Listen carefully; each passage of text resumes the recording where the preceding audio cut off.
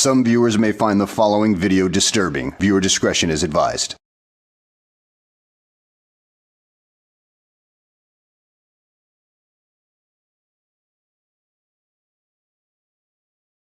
Welcome back to Board Games Select, and Brad and I are doing the discussion for Skytear Horde, including the Monolith stuff. That's the newest expansion stuff for it, right? Yep. This one is actually about to go on GameFound for it's currently on GameFound, probably, hopefully by the time this video goes up. And I was always intrigued by this. There's not many tower defense games that I have, and I can't even think if I own any. None of them come to the top of my head, because in my mind, tower defense board games are like extremely cumbersome. You know, it's like, why would, because they work so well as video games. Right. Just because they're so quick and everything's automated. And I remember when Kingdom Rush came out by Lucky Duck, that game was like such a slog to deal with when the app is just, Just hit the button. yeah, okay, I'm playing. And because this was primarily solo, I was like, yeah, you know, I don't know. Also, but I'm proud to say this game is great. Mm-hmm. I really enjoyed it. But since it's your copy, what do you think of Skytear Horde? Well, this is With the Monolith stuff.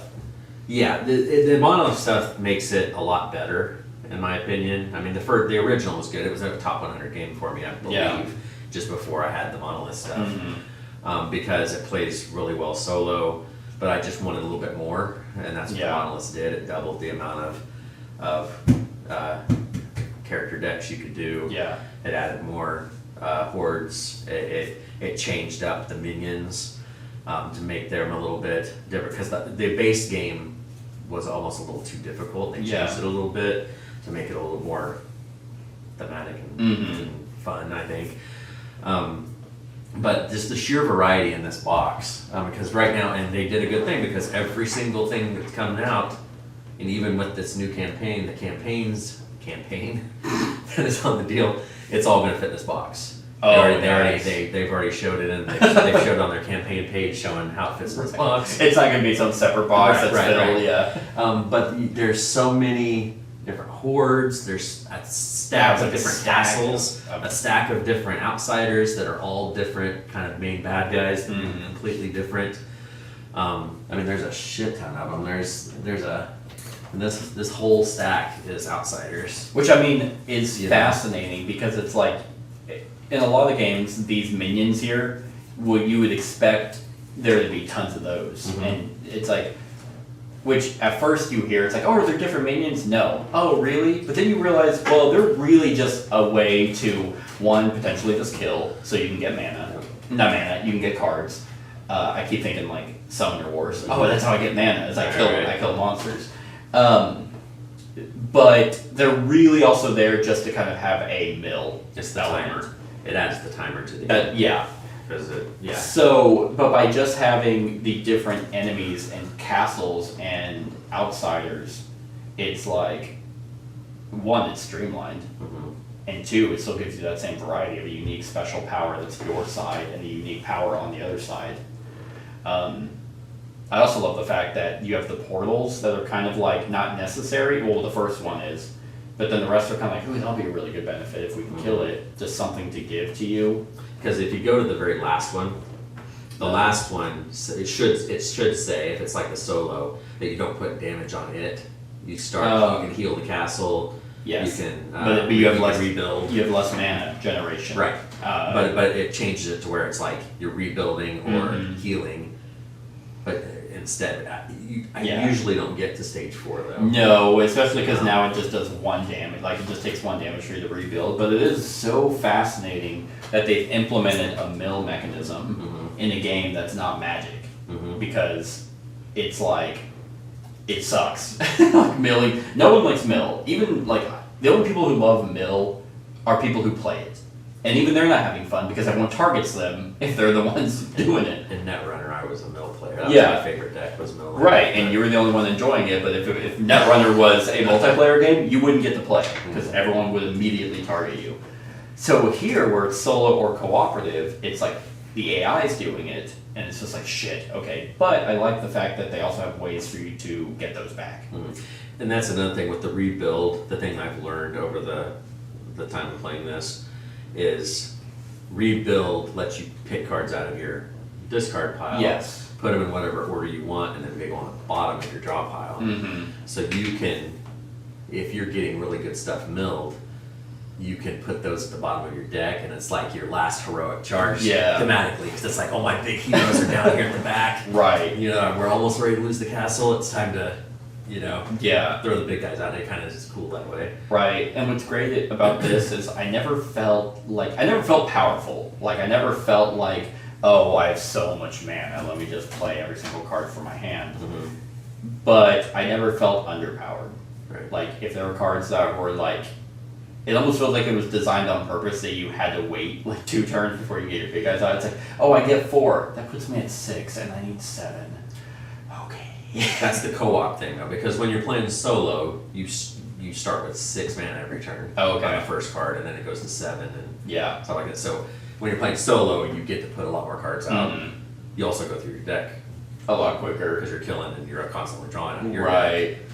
And, So do you think solo is easier or harder than co-op? solo's harder? Okay. I mean, we breezed through this pretty easy. Yeah. I mean, I know we came close to the castle on this, but really, having the 2 decks, because Mhm. this is one. I mean, usually when there's games like this, I will 2-hand games. Yeah. I don't on that. When you're playing solo, I use 1 deck Right. and go through, and it does get kind of touch and go. Gotcha. You know? Yeah. So we obviously we played this cooperatively, and it kind of gave me elements of. Funny enough, we just played Sorcerer Endbringer. They kind of had a similar element of like 2v1, but also it gave me more kind of Dark Souls vibes when you're playing that card game, because it's like positioning matters. Mhm. Where I'm at, I can only attack in this specific area, and if I want to go and help because I'm the best equipped to deal with that, there has to be room for me. But I enjoyed it. I actually did not mind this at 2. I haven't played it solo. I think I would still like it better solo. I liked it a better solo, just because I felt like I was able to. Because in this game, like this gets clogged up. Mm-hmm. You know? Almost immediately. Right, and it's like, so then it's like, okay, we're having to just, when you're playing solo, you usually have 4 of them filled, And and that's- they have some control of what you're, Yeah, You know? and I like the fact that you don't have to wait for something to die. If something's like, oh, we don't need this guy anymore, let's just get rid of him. Right. But in a cooperative game, it's kind of like, oh, well, I really want to play something, but there's no room. Can I sacrifice this? It's like, well, I just paid to put that out. right. If it's just you making that decision, you're like, oh, damn it, I know I just paid to put that out. But, like, you're not having to, like, kind of take away someone's stuff. Well, and generally, when you're playing solo, at least I usually don't have all the lanes filled. Because when Yeah. you're just one person and you're playing with one, Mhm. because you're only drawn from 1 deck, you can only draw when you kill something. Yeah. So, we had 10 cards to start the game to play amongst us, even though our mana limit was reduced to Mhm. 3 at the start. Yeah. But when you play, you only have 5 cards, so if you can only put somebody out before your hand starts running out. That's true. So it adds a little more strategy to it almost. Yeah, It's a there simple is. game. There was not, at least in my deck that I've been playing with. I do. My granary lets me draw a card when I play. Mhm. That place pillage cards beneath granary when there are 10 or more cards beneath granary. Shuffle them into the owner's deck. That's really good. Never got that. But there was stuff that allowed me to, like my where are you? Oh, it's in my hand. My altar. Yeah, as a tower ability, I could search the top 6 cards of my deck for an ally and draw it. So there are ways to draw, but generally there's no beginning of round or end of round draw a card. You have to find a way to kill. Have you found scenarios where you just could never draw? Like, have you ever been screwed over by the horde where it's like, these are unkillable for me to draw? Oh, no. So my hand. Because anytime you kill a minion, you can suck a minion. I guess that's true. They're usually really weak. Yeah. So it's like you kill them and you control Okay. that way. That That is makes one of sense. the core mechanics of this game. You have to be killing all the time to draw cards. Right. yeah, it's just, and every deck has its own little special feature, but yet they all encompass, they all have a little bit of card draw. You focused on bigger, stronger things. Mine was dealing with towers a lot and doing stuff like that. And the shit, I can't even think of the name of the mutagens. Yeah, the whatever. Mutagens, right? I thought that's what they were. It was whatever the term was. Mutiform. Mutiform. Lets you power stuff up and change stuff up and let you know. What I think is cool though is in the Monoliths rule book, it talks about each of the deals and tells you kind of what their specific like what their gimmick is. Like your guys, see if this fits what you. It says your enforcers were disposable troops will boost your spells, towers, and enable more powerful allies. This alliance deck has strong healing and mana generation. Which are mana generated. Yeah, for the most part, I mean, yes, like the errant lords, some of the troop token with so they not necessarily like they did buff, but kind of not in the same way I would have thought, you know. And it gives like an easy, medium, hard stuff too. But like mine said, rely on a wide array of towers, which I had a ton of towers in my deck. Which towers are really cool, but they take up a spot, which makes solo. Oh, I can see that. That because you aren't filling all the spots, so it's good to just Well, sit there. the tower system is cool as a card because it makes sense if you play any tower defense video game. You have to slot those there, and then if they're not being effective anymore, then you either are stuck with them being there, or you kind of have to dismantle them. Right. So clogging this simplistic lane doesn't allow much for the imagination. Like if you were to see it, it's like really, it's a 6 lanes. But thematically, it actually does work really well as a tower defense. The Kurumo artificers are big warriors, still like fire beasts and stuff like that. And then this one says complex. The nut-tended diviners. The nut-tending dividers? Nut-tend diviners. So it says curate your hand as you beat back the horde with time magic. The effects in this deck are surprisingly varied and unpredictable. But then there's other ones, you know, the shapeshifters, the followers, the warriors, and the illusionists. Because they're color, like they're color matched, right? Yeah. So the castles basically give you a recommended, hey, here are the color decks that are synergistic with this tower, but it's not like you have to play this. And then it gives you on the back of each castle, it gives you deck building rules. So like, if you're gonna deck build, like it gives you deck building rules. You must have Frey Hell and 39 other cards. Yeah. So I mean, it gives a little bit, but there's, like I said, there's a whole stack of castles. So they kind of give you a theme of what you're defending. Yep. Okay. So, and that's neat. And it gives you like, it even talks to you a little bit about the horde or the different hordes and stuff, but then there's a lore section too. But yeah, I mean to me it comes off very World of Warcraft. It does. Like that's actually the soundtrack I was playing was the World of Warcraft. Skytear, wasn't it a video game that they turned into board game stuff? I can't remember. I don't know. But I know at least it looks like it. Yeah. I always thought it was like maybe some sort of a MOBA game or something that they had. I know there was a what was that game that had Spyro in it? Like it was a 3D miniature thing that you kind of popped onto these spots that went with the Xbox. Yeah, I think that's kind of like that's what I'm thinking of. But nothing pulled up for Skytear video game. Okay, then it just makes it look like it a little bit. It does look very much like a MOBA, MOBA style game.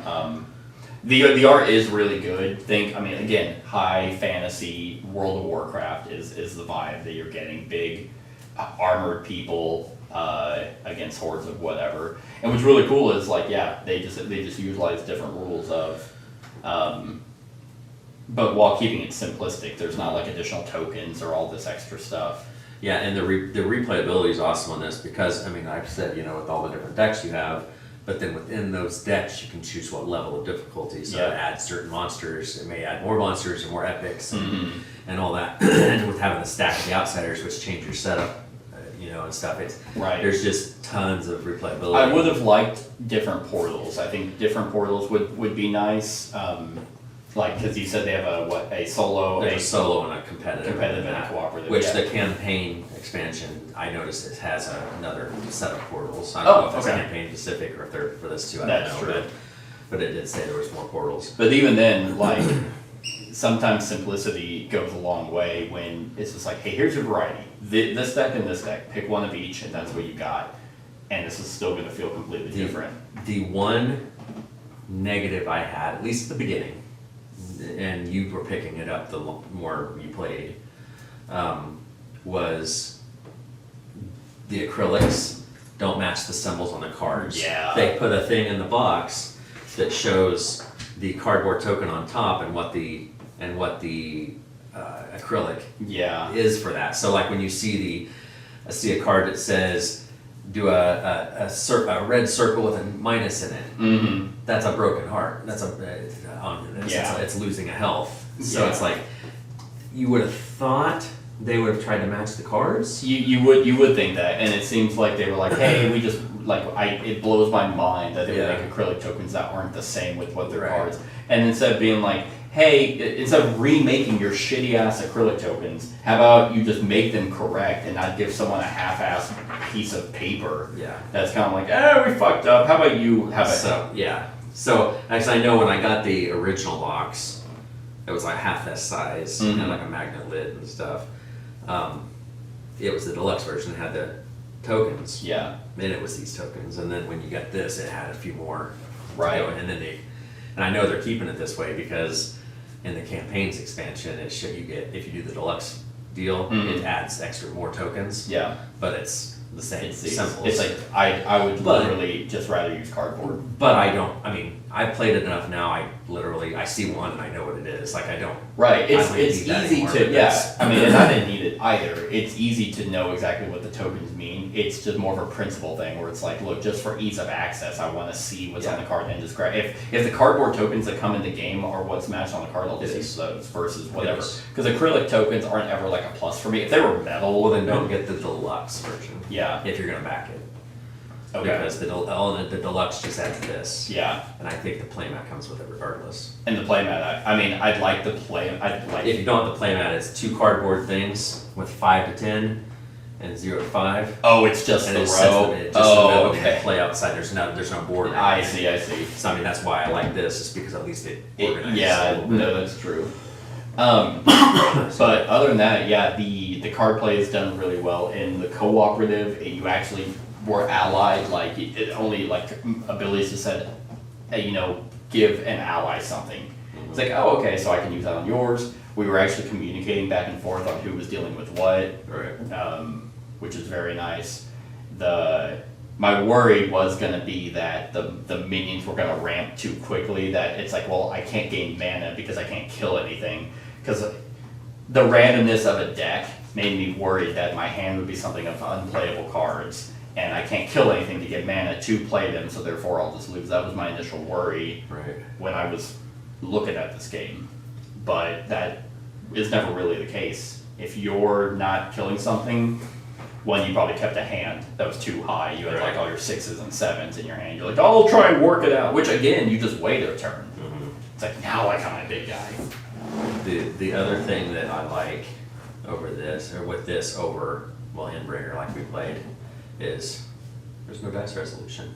No. It's straight up. No. You're doing this, they're doing this. Yeah. That's it. And they attack at the same time. Yeah. They wipe each other out. There's no there's no turn order, turn sequence. They just smash each other and done. That's it. Yeah. It's like, okay, the Horde has a fight ability, I have a fight ability. Theirs goes off before mine. And then now we just simultaneously deal damage, I kill that. Which in a game like this works, because that would be deterministic combat, where it's like, but deterministic combat I think is a problem in competitive games.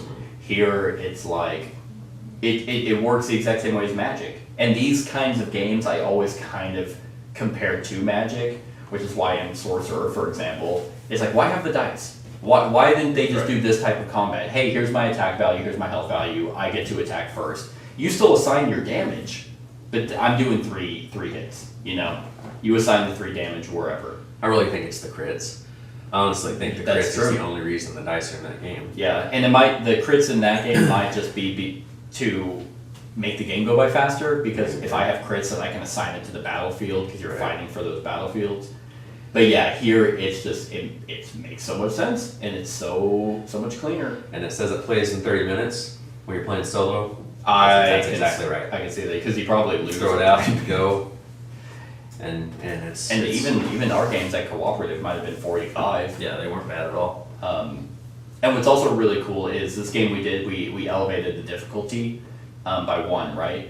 It went Yeah, from we went to level- level 3, And it goes up to 5. Okay. which is a big deck of purples. And big So we went up to guys. 3. I'm like, oh, let's just see what happens. Yeah. And it got down to the wire. We got down to 3 health on the castle without dying before we did win. But it never felt like it was overbearingly difficult. Now, level 5s are probably like, what's the point? Mm-hmm. You know, why are we even trying? Right. But, which I feel like if you're doing level 5s, you're probably deck building specifically for maybe. what you're fighting against, if I had to guess. However, so we won, but it didn't feel like we did like an all or nothing thing. Not like in Bringer. Right, where it's like, oh, we'll lose this time. It just felt good. It was like, hey, it's like, but I mean, because again, you're not relying on dice or anything random. The other thing that confused me when I first started playing this game back, the original Skytear Horde, was when I think tower defense, I think things Yes. marching towards. So I always thought that, you know, after each turn, these were going to start, Oh yeah, like moving Yeah. towards the you castle. know, or moving towards the castle, you know, Yeah. or however. But that's not the case, because then you'd have to like move your people to keep up with Yes. the outsiders. So once it's there, I mean, Yeah. you can crush it. That is interesting, yeah, because normally you do think, okay, I'm placing my tower here and my ally here to fight, so they're only going to stay in this lane to fight things Mhm. as things pop out, but things don't really, I mean, they do, like the minions do spawn a certain number, but But it just, I mean, you know, and we fought this. This one was the second easiest oh, boss. which we bumped up to a higher difficulty, Right. so. Right, but I'm just saying, like, they get some nasty ass I bet. outsiders in this, where there's like, I think there's one that has like 8 attack Oh, and okay. stuff, and it's just nuts. And it has a fight ability where it attacks first, and it's like, oh my god, how do I survive this? It's pretty nasty, but yeah, I mean, this, like I said, I've played it, you know, 12 times now, Yeah. and this, you know, and I enjoyed it every time I played it. Mm-hmm. This is one that it's like kind of with Sorcerer and we're bringing that one up because we just played it and they're kind of they feel kind of similar at times. Sorcerer and Bringer, I would probably have more fun playing solo. This one, I actually really didn't mind it at 2. Mm-hmm. I do see why it would be better solo, or if someone were to be like, I would never play it at 2. I can definitely see why. Oh, no, I'll play with too. I mean, I've had fun with it. No, I know, but Right. like, kind of like we were saying with Embringer, it's kind of like, it Yeah. works at 2, but this really feels solo. Here, it's like, I'm not getting the vibe that it was designed solo. Right. You know, I actually kind of like the positioning. I kind of like the, damn it, okay, I want to put something there because that's going to be good. Do you want to go there? Because maybe it'll be better. Or, like, I had cards that were like, spend X mana and summon X number of troops. And then whenever we had that board wipe, I was like, 5 troops all of a sudden coming out. Sounds pretty sexy. But then it's like, well, that clogs up everything. So, here's what I got, you know? What can we do that'll be good? That, to me, is kind of like how you would deal with Aeon's End. It's like, okay, you know, I can do this to deal with that. What do you want to work with? It's not necessarily how the cards are affecting one another, but how we're communicating. Well, and I like how some games like this, there's a big difference in how you play it solo and cooperative. Mhm. It changes how the AI deck works. Yeah. And all that stuff. This one was just simple. Yeah, that's You know, true. all it did was change the portals, Yep. which lowered the mana that we got each turn, which was the same amount of mana if you were playing solo. Yeah. You start with 6, we each got 3. Yeah. So it doesn't change any of that. Mm-hmm. And everything, I mean, it's pretty much the same game. Yeah, I mean, all pillage effects affects both players. Right. If one player's deck runs out first, both players lose. Right. So I mean, it's whether you play solo, 2-player, whatever, the rules don't change hardly at all. Yeah, that's true. The portals are pretty similar. They just change the numbers. Mm-hmm. You know, because like the portals for the solo. Do they have less health? For solo, the stage 1 had 6 health and 4 mana.